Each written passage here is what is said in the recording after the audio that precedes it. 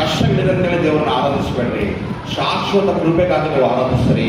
ನಿನ್ನ ವಿಷಯಗಳೆಲ್ಲ ದೇವರಿಗೆ ತಿಳಿದಿದೆ. ಆತನು ಕಾರ್ಯ ಮಾಡಬೇಕಾದ್ರೆ ನಿನ್ನ ಮನಸ್ಸು ದೇವರಿಗೆ ದೀಪವಾಗಿ ಮಾಡಲ್ಪಡಬೇಕು. ನಿನ್ನ ಮನಸ್ಸು ದೇವರಿಗೆ ಸಂಪೂರ್ಣವಾಗಿ ಒಪ್ಪಿಸಿಕೊಡಬೇಕು. ನಿನ್ನ ಮನಸ್ಸಿನಲ್ಲಿ ದೇವರ ರಕ್ತದಲ್ಲಿ ಹೊಳೆಯಲ್ಪಡುವಂತ ಶರೀರವಾಗಿ ನೀನು ಮಾಡಿಕೊಳ್ಬೇಕು. ಎಲ್ಲದಕ್ಕಿಂತ ಮಿಗಿಲಾಗಿ ದೇವರ ವಾಕ್ಯ ಹೇಳ್ತಾ ಇದೆ, ನಾವು ಇಸ್ರಾಯೇಲ್ ಜನರನ್ನ ಐಗುಪ್ತ ದೇಶದಲ್ಲಿಂದ ರಕ್ಷಿಸಿದಾಗ ಅಲ್ಲಿ ಮಾಡಿದಂತ ಒಂದು ಅದ್ಭುತ ಸೂಚಕ ಕಾರ್ಯವನ್ನ ನಿಮ್ಮ ಮನೆಗಳ ಮೇಲೆ ಉಪದ್ರವ ಬರದಂತೆ ನಾನು ಕಾಪಾಡ್ತೇನೆ ಅಂತ ಹೇಳ್ತಾನೆ. Hallelujah, hallelujah. ಅವತ್ತು ಅವ್ರ ಮನೆ ಮೇಲೆ ಉಪದ್ರವಗಳೇ ಬರಲಿಲ್ಲ. ಯಾರ ಮನೆಗಳ ಮೇಲೆ ಶಿಲುಬೆ ಇತ್ತೋ, ಯಾರ ಮನೆಗಳ ಮೇಲೆ ದೇವರ ಕುಲ್ಮರಿಯಾದ ರಕ್ತದ ಸಾದೃಶ್ಯವಿತ್ತೋ, ಆ ಮನೆ ಮೇಲೆ ಮರಣವೇ ಬರಲಿಲ್ಲ. ಆ ಮರಣವಲ್ಲದಕ್ಕಿಂತ ಶಾಪಗಳೇ ಬರಲಿಲ್ಲ. ನಿಮ್ಮ ಮನೆಗೋಸ್ಕರ ಇವತ್ತಿನ ಕಾರಣ 12ನೇ ಅಧ್ಯಾಯ ಪೂರ್ತಿ ಹೋದ್ರೆ ಆ ಪಸ್ಕ ಹಬ್ಬಕ್ಕೆ ಇರುವಂತ ಬೆಲೆಗೇನು ಇವತ್ತು ನನ್ನ ದೇವರು ನಿಮ್ಮ ಮನೆಯಲ್ಲಿದ್ದರೆ ಎಷ್ಟು ಆಶೀರ್ವಾದಗಳು ಅನ್ನೋದನ್ನ ನೀವು ತಿಳಿದು ಅರ್ಥ ಮಾಡಿಕೊಂಡು ಜಯವಾಗಿ ಕೊಡ್ತೇನೆ. ಹಲ್ಲೆಲೂಯಾ. ನಿಮ್ಮ ಹಣೆಗಳ ಮೇಲೆ ದೇವರ ವಾಕ್ಯ ಬರ್ಕೊಡ್ರಿ. ನಿಮ್ಮ ಕೈಗಳ ಮೇಲೆ ವಾಕ್ಯಗಳನ್ನು ಬರ್ಕೊಡ್ರಿ. ಹೃದಯದಲ್ಲೇ ವಾಕ್ಯಗಳನ್ನು ಬರ್ಕೊಡ್ರಿ. ಗೋಡೆಗಳ ಮೇಲೆ ವಾಕ್ಯಗಳನ್ನು ಬರ್ಕೊಡ್ರಿ. ನಿಮ್ಮ ಬಾಗಿಲಿನ ಒಚ್ಚಲಗಳ ಮೇಲೆ ದೇವರ ವಾಕ್ಯಗಳು ಬರ್ಕೊಳ್ರಿ. ಆ ವಾಕ್ಯ ನಿಮ್ಮನ್ನು ಜೀವದಿಂದ ಉಳಿಸುತ್ತದೆ. Hallelujah, hallelujah. ವಿಶ್ವಾಸದಿಂದ ಪ್ರಾರ್ಥನೆ ಮಾಡ್ರಿ. ವಿಶ್ವಾಸದಿಂದ ದೇವರನ್ನ ಹುಡುಕ್ರಿ. ಸಂಪೂರ್ಣವಾದ ಆಶೀರ್ವಾದ ನಿಮಗಾಗಿದೆ. ಅದ್ಭುತಗಳನ್ನು ದೇವರು ಮಾಡುತ್ತಾನೆ. ಇದೇ ವಾಕ್ಯದಲ್ಲಿ ನಾನು ಒಂದು ವಾಕ್ಯ ತೋರಿಸಿ ನಾನು ಮುಗಿಸಿ ನಿಮ್ಮನ್ನು ಕಳಿಸ್ತೇನೆ. ಎಲ್ಲರೂ ಒಂದು ಸಾರಿ ಒಬ್ಬ ಸ್ತ್ರೀ ಬಗ್ಗೆ ನಾವು ನೋಡಿಕೊಳ್ತಾ ಇದ್ದೇವೆ. ಅದು ಶ್ರೇಷ್ಠಕರವಾದ ಒಬ್ಬ ಸ್ತ್ರೀ. ಆ ಸ್ತ್ರೀ ಹೇಗಿದ್ದಾಳೆ, ಏನ್ ಮಾಡ್ತಾ ಇದ್ದು, ಯಾವ ರೀತಿಯಲ್ಲಿ ಆ ಸ್ತ್ರೀ ಆಶೀರ್ವಾದಕರವಾಗಿ ಘಟನೆ ನಡೀತು ಅನ್ನೋದನ್ನ ನಾವು ನೋಡಿಕೊಳ್ತಾ ಇದ್ದೇವೆ. ಎಲ್ಲರೂ ಒಂದ್ಸಾರಿ ಮತಾನೆ ಬರೆದ ಸುವಾರ್ತೆ ಬನ್ನಿ. ಏನಿದೆ ನಾನು ನಿಮ್ಗೆ ಒಂದು ವಿಷಯ ಹೇಳ್ತೀನಿ ಕೇಳ್ರಿ. ಈಗ ನಿಮ್ಮ ಕೈಲಿ ಒಂದು 5,000 ರೂಪಾಯಿ ದುಡ್ಡಿದ್ರೆ ನೀವು ಸುಮ್ಮನೆ ಕೂತ್ಕೊಳ್ತೀರಾ? ನೋಡೋಣ ಅಂತೇಳಿ ನಾನು ಒಂದು ಹುಡುಗರಿಗೆ 5,000 ಕೈಯಲ್ಲಿ ಕೊಟ್ಟೆ. ಕೊಟ್ಟುಕೊಳ್ಳೋ ಮನೇಲಿ ಒಂದು ದಿನ ಇಟ್ಕೊಳ್ಳಿದ್ರಿ. ನಾನು ಬರೋ ವಾರವರೆಗೆ ಟೈಮ್ ಕೊಟ್ಟಿದ್ದೆ. ಈ 5,000 ಉಳಿಸ್ಕೊಂಡು ಬರ್ರಿ, ಇಲ್ಲ ಖರ್ಚನ ಮಾಡ್ಕೊಂಡು ಅದು ನಿಮಗೆ ಬಿಟ್ಟಿದ್ದು. ಆದ್ರೆ ನನಗೆ ಫೋನ್ ಮಾಡಿ ಹೇಳ್ಬೇಕು ಈ 5,000 ಯಾವಾಗ ಖಾಲಿ ಆಯ್ತು ಅಂತೇಳಿ. ಇಬ್ರು ಹುಡುಗರಿಗೆ 5,000 ಕೊಟ್ಟಿದ್ದೆ. ಮನೆಗೆ ಹೋಗ್ಬಿಟ್ರಪ್ಪ, ಸ್ತೋತ್ರ ಹೇಳಿದ್ರಪ್ಪ, ಬೀರೋದ್ರ ಇಟ್ಟರು. ಸಾಯಂಕಾಲ ಅವರು ಕಷ್ಟಾಂತರ ಮಾಡಿಸಿದ್ರು. ಇಬ್ರು ಬೆಳಿಗ್ಗೆ ಐಸ್ ಕ್ರೀಮ್ ಮಾಡಿ ಅಂತಂದೆ. ಬರೀ 20 ರೂಪಾಯಿ ಅಂತ ಐಸ್ ಕ್ರೀಮ್ ಕೊಂಡ್ರಂತೆ. ಮಧ್ಯಾಹ್ನ ಸೀರೆಗಳು ಬಾರಮ್ಮ ಅಂತೆ, ಡ್ರೆಸ್ಗಳು ಬಾರಮ್ಮ ಅಂತೆ. ಡ್ರೆಸ್ ಕಲರಲ್ಲಿ 600 ರೂಪಾಯಿ ನೀವು ನಾಲ್ಕರಲ್ಲಿ 7 ದಿನ ಟೈಮ್ ಕೊಟ್ರೆ ಸೋಮವಾರ ದಾಟಿ ಮಂಗಳವಾರ ಬೆಳಿಗ್ಗೆ 6 ಗಂಟೆವರೆಗೆ 5,000 ಇಲ್ಲೇ ಇಲ್ಲ. ಹಲ್ಲೆಲೂಯಾ. ನಿನ್ನ ಹತ್ರ ದುಡ್ಡು ನಿಂತ್ಕೊಳ್ಳಲ್ಲ. ಯಾಕೆ ಕೇಳಿದ್ರೆ ದೇವರ ಕೃಪೆ ಇದ್ರೆ ಮಾತ್ರ ನಿಂತ್ಕೊಳ್ಳೋದು. ನಿನ್ನ ಮನೆಯಲ್ಲಿ ಅದು ಹೋಗ್ತಾ ಇದೆ ಅಂದ್ರೆ ಮತ್ತೆ ಬರ್ಬೇಕಂತೆ. ಫ್ಲೋ ಅಂದ್ರೆ ಸಂಪೂರ್ಣವಾಗಿ ನೀರಿನಂತೆ ಅರಿಬೇಕಂತೆ. ಆ ಅರಿವು ಯಾವಾಗ ಗೊತ್ತಾ? ದೇವರಿಗೆ ಮೆಚ್ಚುಗೆಯಾಗಿ ಬದುಕಿದಾಗ, ದೇವರಿಗೆ ಕೊಡುವುದನ್ನ ಕತ್ತಾಗ. ನಿಮ್ಮ ಸಾಕ್ಷಿ ಹೇಳ, ಇವತ್ತು ಹೊರಗಡೆ ಹೋಗಿ ಕಾಲ್ ಬರ್ತಲ್ಲ, ಬದುಕಿನ ಸಮಯ ಹೋಗುದ 11 ಲಕ್ಷ ರೂಪಾಯಿ ಕಾರ್ ತಂದಿರೋದು. ಅವನು ಏನ್ ಮಾಡಿದ ಗೊತ್ತಾ? ಲಕ್ಷಕ್ಕೆ 10,000 ಅಂತೆ. ನೀವು ಕೊಡ್ತಿರಲ್ಲ ಗೊತ್ತಿಲ್ಲ. 1,10,000 ಬುದ್ಧಿಯಲ್ಲಿರುವಂತ ಅಪ್ಪತ್ ಕುಮಾರ್ ಮಾಸ್ಟರ್ ಕೈಯಲ್ಲಿ ಕೊಟ್ಟು ಕಾಣಿದ್ದಾರೆ ಪ್ರಾರ್ಥನೆ. 1 ಲಕ್ಷ ಅದಕ್ಕೆ ಡಬಲ್ ನುಡಿತಾ ಇದ್ದಾರೆ.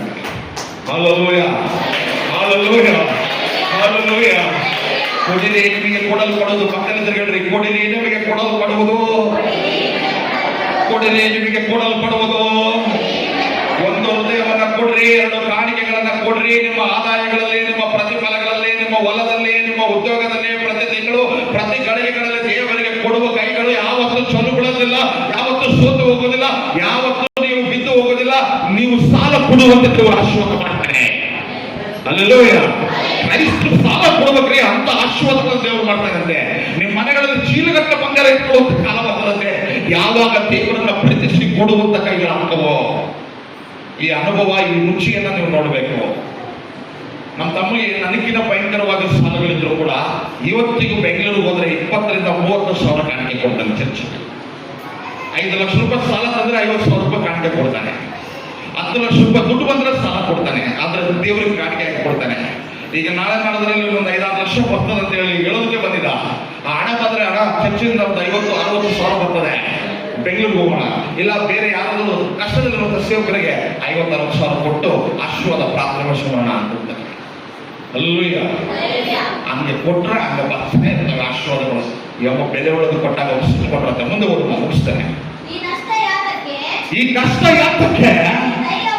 ಈ ತೈಲವನ್ನ ಬಹಳ ಹಣಕ್ಕೆ ಮಾರಿ ಬಡವರಿಗೆ ಎಷ್ಟು ಜನ ಇಲ್ಲಿದ್ರಿ? ರುದ್ರಾಶ್ರಮದಲ್ಲಿ ಇವತ್ತು ಹೋಗಿ ಬಿರಿಯಾನಿ ಕೊಟ್ಟು ಬಂದ್ಬಿಟ್ರೆ ನಾಳೆ ಅವರು ಆ ಬಿರಿಯಾನಿ ತಿಂದು ಮನೆ ಖಾಲಿ ಮಾಡಿ ಆ ರೂಮ್ ಖಾಲಿ ಮಾಡಿ ಹೋಗ್ಬಿಡ್ತಾರ. ನೀವು ಅರ್ಥ ಮಾಡ್ಕೊಳ್ಬೇಕು. ಬಡವರು ಅಲ್ಲೇ ಉಳ್ಕೊಳ್ತಾ ಇದ್ರೆ, ವೃದ್ಧರಲ್ಲೇ ಉಳ್ಕೊಳ್ತಾ ಇದ್ರೆ, ಅನಾಥರಲ್ಲೇ ಉಳ್ಕೊಳ್ತಾ ಇದ್ರೆ, ಭಿಕ್ಷುಕರು ಅಲ್ಲೇ ಉಳ್ಕೊಳ್ತಾ ಇದ್ರೆ, ಎಲ್ಲರೂ ಅಲ್ಲೇ ಉಳ್ಕೊಳ್ತಾ ಇದ್ರೆ. ಇದರ ಸಾಮರ್ಥ್ಯವನ್ನು ನಿಮಗೆ ಹೇಳ್ತಾ ಇದ್ದಾನೆ. ಕಾಣಿಕೆಯ ರಹಸ್ಯವನ್ನು ದೇವರು ಹೇಳ್ತಾ ಇದ್ದಾನೆ. ಮತ್ತು ನಿಮ್ಮ ಹೃದಯ ಕೊಡುವಂತ ವಿಷಯದಲ್ಲಿ ದೇವರು ಹೇಳ್ತಾ ಇದ್ದಾನೆ. ಅವ್ರು ಇರ್ತಾರೆ, ಇವ್ರು ಹೇಳ್ತಾ ಇದ್ದಾರೆ ಬಡವರು ಕೊಡ್ಬೇಕಿತ್ತಲ್ಲ ಸುಮ್ಮನೆ ಯಾತ ಇರ್ತಾರೆ ಅವ್ರಿಗೆ. ಹಾಗೇನ ತಗೊಂಡ್ರೆ ಹೋದ್ರಿ ಎಷ್ಟು ವಚನಗಳು ಹೇಳ್ಬೇಕು ನೀವು. ಯಾಕೆ 10ನೇ ವಚನ ಹೋದ್ರಿ? ಯೇಸು ಅದನ್ನು ತಿಳಿದು ಬಾ ಎದ್ದಳು, ನೀನು ಎದ್ದಳು ಬಾ. ಯೇಸು ಸ್ವಾಮಿ ಅದನ್ನು ತಿಳ್ಕೊಂಡು ಎತ್ತಿದ್ಕೊಳ್ತಾನೆ. ಹೋದ್ಮ ಅವರಿಗೆ ಸ್ತ್ರೀಗೆ ನೀವು ಯೇಸು ಹೇಳ್ತಾ ಇದ್ದಾನೆ, ನೀವು ಯಾಕೆ ಈ ಅಮ್ಮನಿಗೆ ತೊಂದರೆ ಕೊಡ್ತಾ ಇದ್ರಿ? ಯಾಕೆ ತೊಂದರೆ ಕೊಡ್ತಾ ಇದ್ರಿ? ಹೌದು, ಈಕೆ ನನಗೆ